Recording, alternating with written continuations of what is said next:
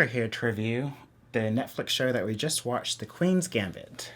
And it stars Anya Taylor-Joy and some other people who are phenomenal. And it's about this young girl chess prodigy, following her from when she's dropped off to an orphanage all the way up until she wins a very important match. And honestly, I love the series. It was amazing. It was really well acted. The cinematography and also just the growth of the characters. Yes.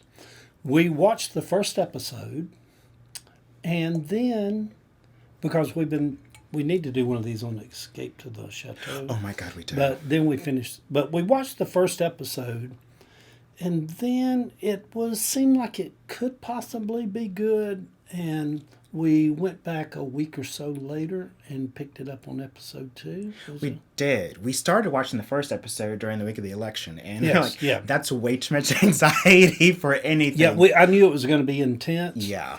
The series is so good. Oh my God. On so many levels. And if you think about playing chess seems so boring.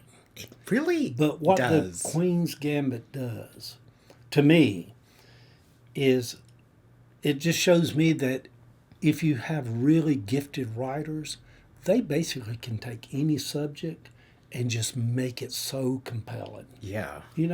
Because nobody, I was reading about when they started putting this together, like, who cares about chess, But the story's about the little girl who goes into an orphanage. Beth Harmon. And she has such a unique, gifted quality about her. And even though she looks nothing like Marilyn Monroe, at one thing I said, she kind of reminds me of a Marilyn Monroe. It's that beautiful giftedness, yet still vulnerability that...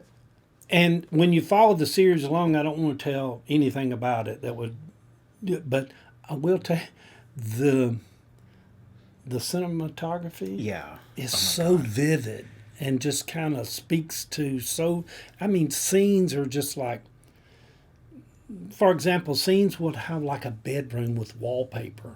The bedspread will be the same pattern as the wallpaper. The lampshades will be the same pattern. It made Eddie nervous. And I'm like, I'm just giving me anxiety, make it go away, make it stop. But it's so good. And her love life is real complicated. It is complicated, but it mirrors her love for herself and needing to deal with trauma before, it really speaks to that on, I don't know how to describe, it overall, other than it's about characters. Yeah. The storyline is beautiful, complicated, intriguing. It's moments. It's very intense. Yeah. Very intense. So very intense. But it's such a beautiful story, and I think for everybody,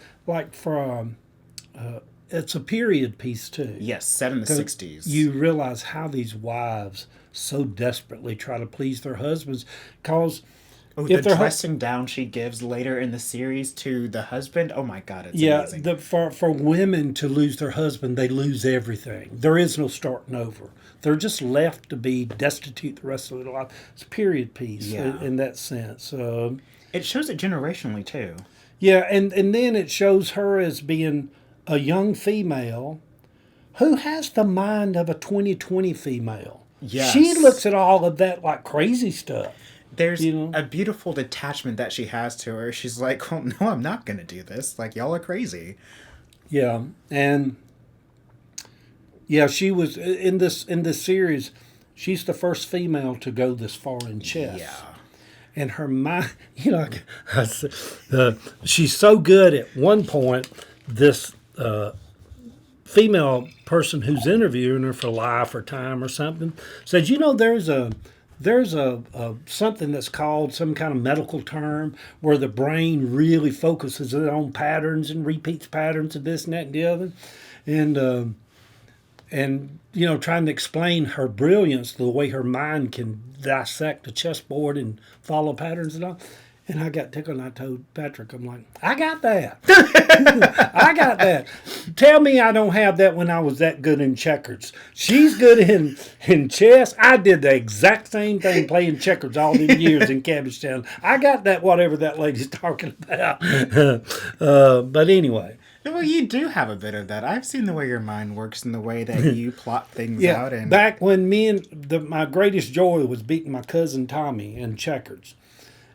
In checkers, not only do you have to look at your move, you have to look at his move, how he's going to respond to your move, and then you're going to have to look when he responds to your move. You've got to figure out already which direction you'll go, and it's layers and layers of that. And she was doing all that in her brain with chess. yeah.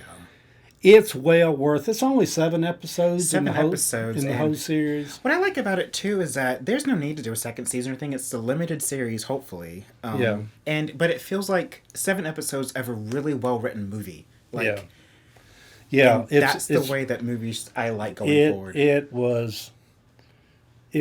really good. It's really good. And not only do we think that, I was reading after we watched it on CNN that it's been in the top 10 on Netflix since October the 25th. And there's people writing about it all over the country. It's the most popular thing on Netflix or on cable at this time. Yeah. Everybody's watching The Queen's Gambit. So with that being said, watch it. It's good. I think so. Go watch it. Yep, that's it. Yeah. That's all I got. I will add in too that if you're a Harry Potter fan or Love Actually, let's just say Dudley from Harry Potter, his little cousin or whatever, has a major glow up. So attractive. And then the little guy from Love Actually. Oh, he's not so little anymore, is he? We're gonna do one of these on Escape to the Chateau. Yes. And it's on the Peacock Network. Yeah. Which is odd. I'd never took the time to look at the Peacock Network, but we'll do one on that. That's such a good kind of semi-documentary following of a family who buys an old rundown French chateau. Very good entertainment. But anyway, that's all I got. That's all I got, baby. All right. Cheers.